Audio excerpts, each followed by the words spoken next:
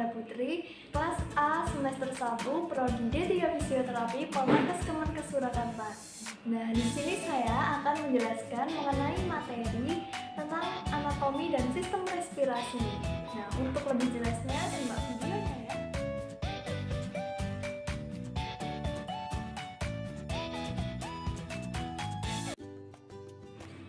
Nah, jadi di sini ada gambar dari anatomi sistem pernafasan atau sistem respirasi. Dan sebelumnya kita kenalan dulu sama sistem respirasi atau sistem pernafasan ini. Jadi sistem respirasi ini adalah suatu proses menghirup oksigen dan mengeluarkan karbon dioksida atau CO2. Selanjutnya ada organ-organ yang berperan dalam sistem respirasi. Yang pertama ada hidung, faring, laring, trakea, bronkus, dan paru-paru. Yang pertama ini ada hidung. Hidung ini merupakan organ yang terluar dari sistem respirasi.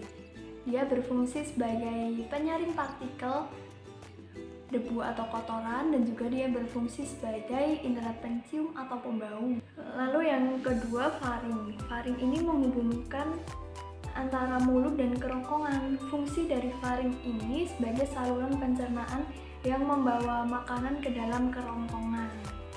Ketiga ada laring. Laring ini merupakan penghasil pita suara.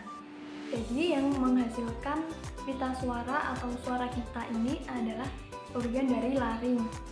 Dan laring ini merupakan saluran pernafasan yang membawa udara ke trakea. Selanjutnya keempat ada trakea. Trakea ini memiliki silia pada dinding trakea. Nah, fungsinya untuk menyaring benda-benda asing masuk ke dalam saluran pernafasan kita.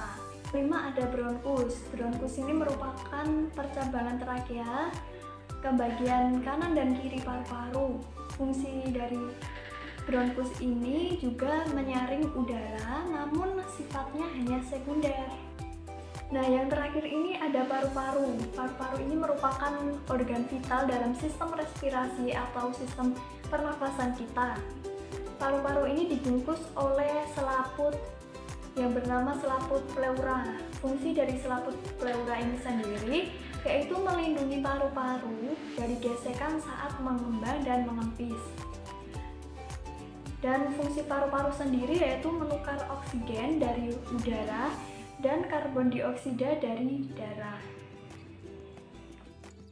Setelah mengetahui penjelasan mengenai sistem respirasi tadi dan organ-organ apa saja yang berperan dalam sistem respirasi tadi, selanjutnya ada fungsi dari sistem respirasi atau sistem pernafasan.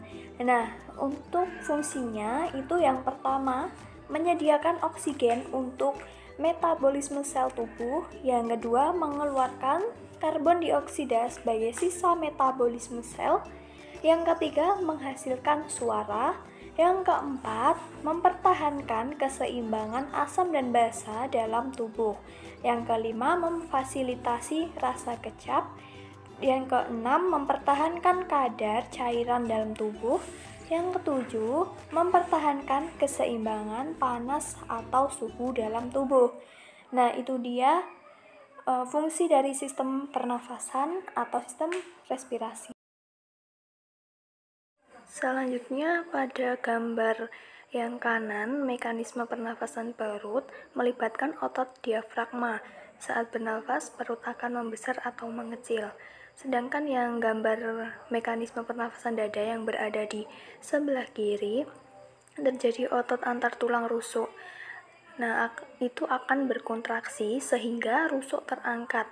Akibatnya volume rongga dada akan membesar seperti pada gambar. Oke teman-teman, terima kasih telah menonton video tadi mengenai sistem respirasi dan semoga bermanfaat dan menambah pengetahuan ya.